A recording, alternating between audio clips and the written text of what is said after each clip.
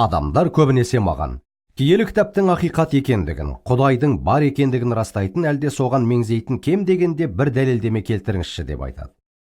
Мен былай деймін. Еврейлерге қараңдар.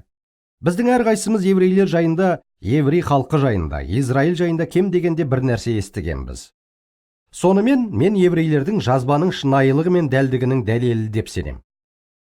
Сіз не айтып отырсыз деуіңіз мүмкін. Жай ғана тыңдап көріңіз.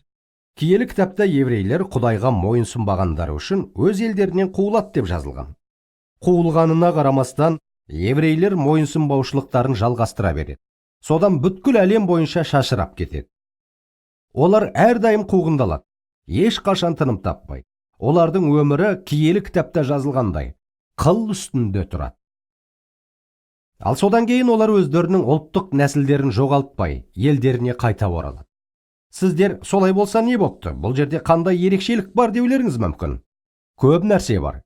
Не айтқым келіп тұрғанымды түсіндіруге рұқсат етіңіздер. Киелі кітапта еврей халқы әрдайым қуғыншылықта болады деп жазылған. Сіз орыс хеттігі жайында бұрын соңды естіген бе едіңіз? Немесе неміс муафтығы жайында? Мүмкін сіз француздық ебуш жайында естіген боларсыз. Немесе американдық филистер жайында. Сіздер бұл күлкілі.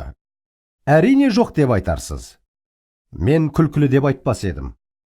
Жоғарыда айтылған халықтар, еврейлер мойынсұнбаушылық танытқан уақытында өмір сүрген болатын. Олардың жоқ болып кететіндігі жайында, немесе басқа да ешқандай пайғамбарлық сөздер келтірілмеген.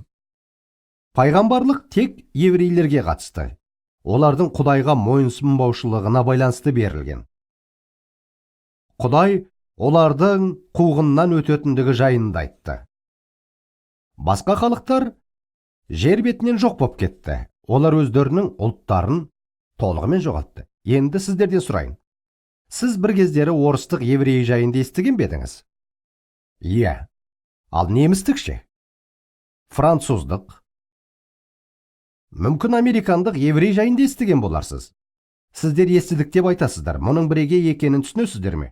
Еврейлер пайғамбарлыққа сәйкес Құдайға мойынсұнбаушылығына бола қуғынға ұшырайтыны жайында айтылған жалғыз ұлт. Өмір бойы қуғынға ұшыраса да қай ұлтқа жататындығын жоғалтқан жоқ. Сол замандағы басқа ұлттар жер бетінен жоқ болып, өздерінің ұлттылығын жоғалтты, бірақ еврейлер бұрынғысынша еврей болып қалды. Бұл Құдай сөзінің дұрыс және шынайы екендігінің дәлелі. Сондықтан келесі жолы еврейді кездестірсеңіз, өзіңізге былай деңіз: менің алдымда тұрған жай адам емес, киелі жазбаның шынайылығының тірі дәлелі.